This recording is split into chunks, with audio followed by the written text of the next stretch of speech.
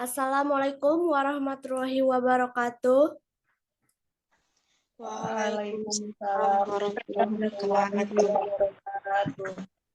Salam sejahtera buat kita semua. Puji syukur kehadiran Allah Subhanahu wa taala yang telah memberikan kita kesempatan dan kesehatan sehingga kita bisa berkumpul di sini untuk melakukan Zoom pada hari ini. Sebelumnya, perkenalkan saya Cindy Fazira Ramadhani. Saya akan membagikan sedikit materi mengenai sel.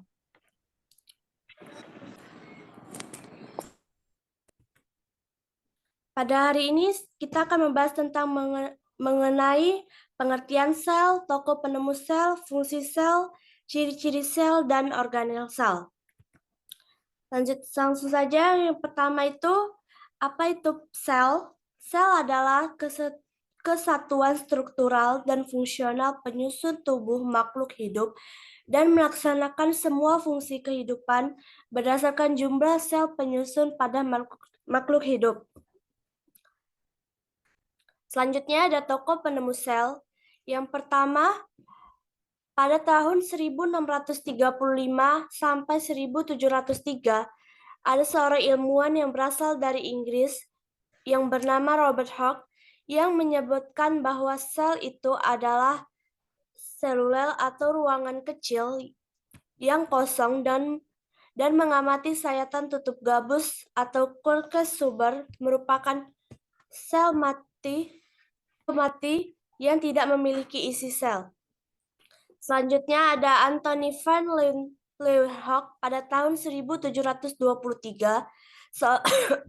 seorang ahli dari Belanda yang membuat mikroskop sederhana dengan memeriksa cairan setetes air kolam kecil atau merupakan sel bakteri dan orang yang pertama kali melukiskan bentuk-bentuk bakteri. Selanjutnya ada Robert Brown pada tahun 1833 yang berasal ilmuwan dari Skotlandia yang pertama kali menemukan inti sel pada sayatan sel anggrek. Kemudian ia menyebutkan bahwa inti sel itu disebut dengan nukleus yang merupakan struktur sel yang sangat penting bagi kehidupan. Selanjutnya ada Felix Jourdain pada tahun 1835, seorang ilmuwan yang berasal dari Perancis yang pertama kali menemukan cairan sel yang hidup atau sarkode yang merupakan bagian terpenting dari sel. Ia berpendapat bahwa bagian terpenting dari sel itu adalah isi sel yang berupa cairan hidup yang berada dalam suatu lumen ataupun ruang.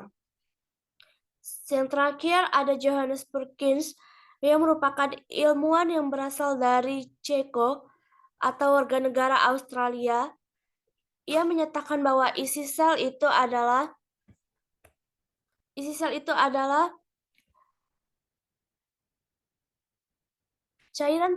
cairan hidup yang berada dalam suatu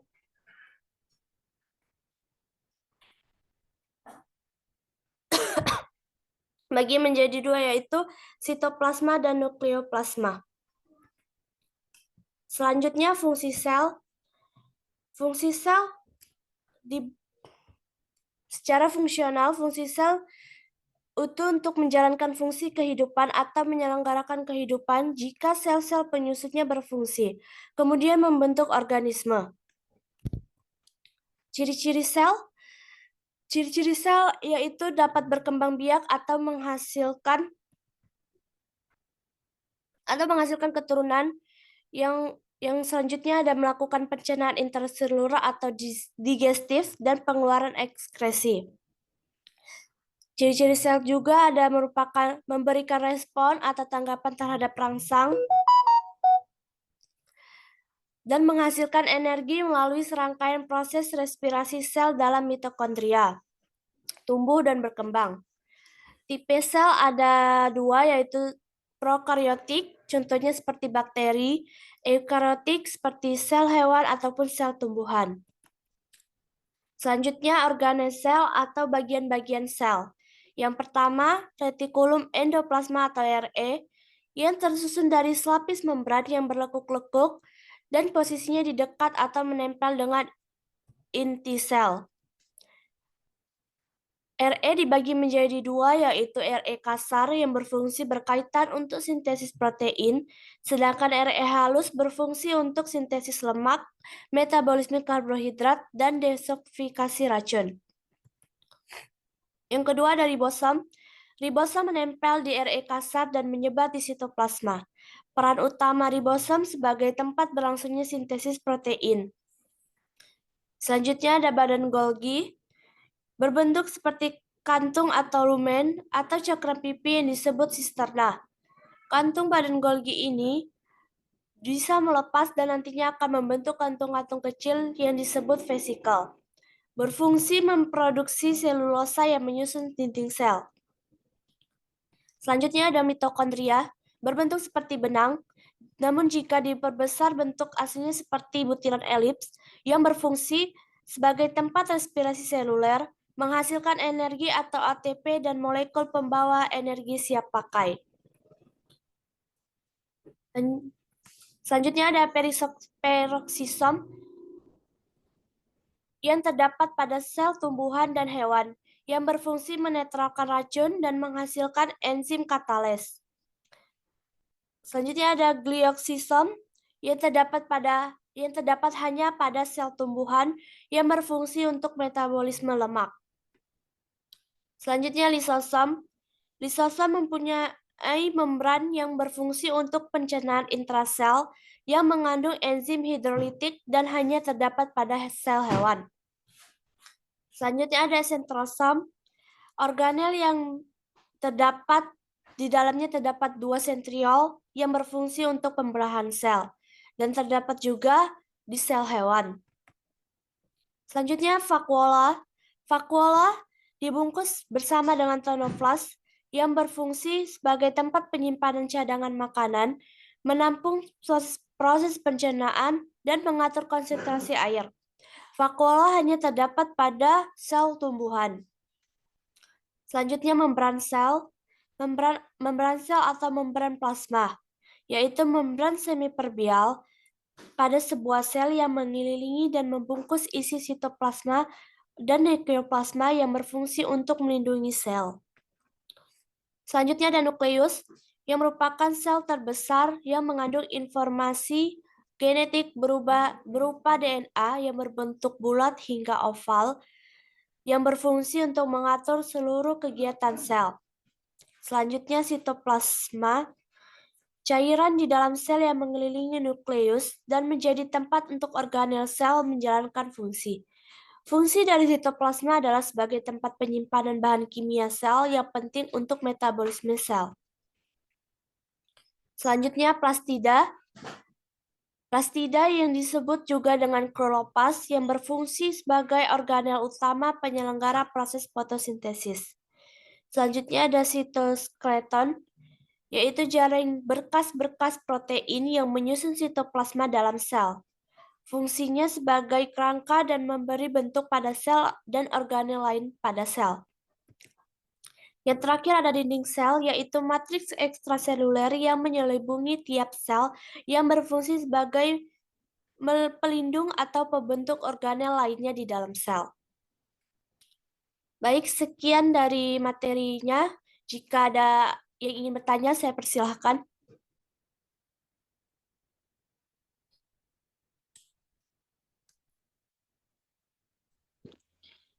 Baik, nama saya Debbie Sahara. Saya ingin bertanya, sebutkan contoh lain dari prokariotik selain bakteri. Terima kasih. Baik, saya akan menjawab pertanyaan dari Debbie Sahara. Contoh lain dari sel prokariotik itu ada bakteri dan ganggang. Dan ganggang itu merupakan tumbuhan yang hidup di air, baik di air tawar ataupun di air laut. Terima kasih atas jawaban dari pemateri. Baik, untuk yang lain jika ingin bertanya. Saya Aulia Baik, Karistia saya Putri ingin bertanya, Ya, apa kaitan peroksisom dan mitokondria terkait respirasi sel? baik. Baik, saya akan menjawab pertanyaan dari Aulia Karistia Putri. Kaitan peroksisom dan mitokondria terkait respirasi sel. Kaitannya itu ada pada proses respirasi sel yang membutuhkan oksigen dengan berlangsungnya di dalam mitokondria, yaitu pada inner mitokondria membranes. Sedangkan dengan bantuan peroksisom yang mengandung enzim katales atau H2O2 dapat diuraikan menjadi senyawa yang tidak berbahaya lagi bagi sel, yaitu molekul air. Baik, terima kasih atas jawabannya.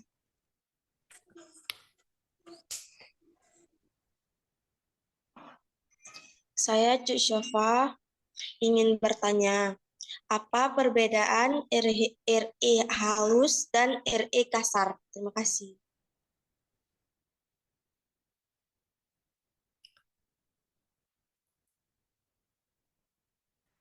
Saya akan menjawab pertanyaan dari Cuk Syofa. Jadi tadi sudah dibahas juga di dalam materi bahwa ada RE kasar dan RE halus.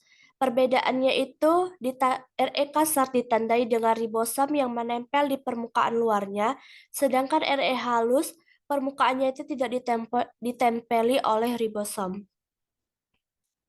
Gimana? Terima kasih. Baik, saya adalah Permata ingin bertanya. Jelaskan sel prokaryotik dan eukaryotik. Terima kasih.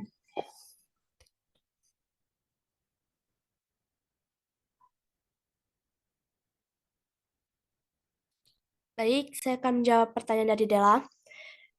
Apa itu prokaryotik dan eukaryotik? Intinya itu sel eukaryotik itu adalah sel yang tidak memiliki membran inti, contohnya itu seperti bakteri, dan sel eukaryotik yaitu sel yang memiliki membran inti, contohnya seperti sel hewan ataupun sel tumbuhan. Baik, terima kasih.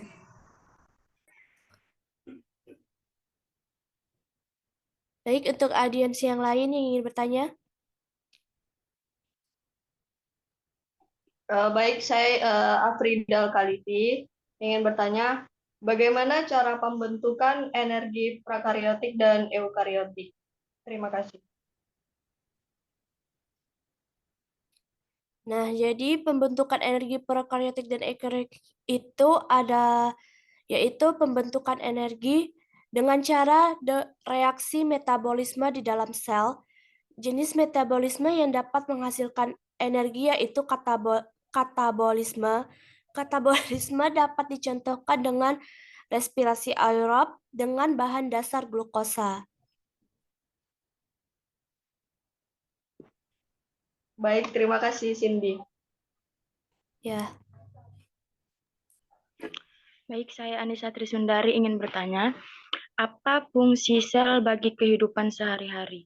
Terima kasih.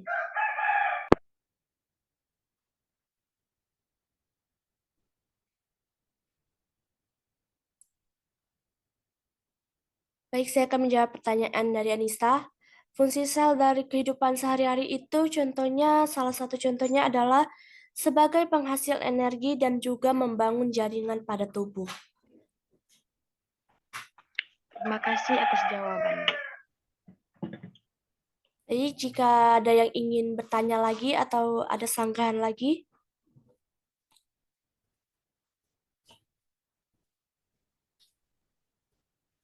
Tidak ada, terima kasih.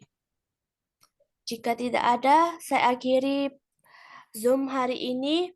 Untuk kurang dan lebih saya mohon maaf. Saya akhiri dengan billahi taufiq wal hidayah. Wassalamualaikum warahmatullahi wabarakatuh.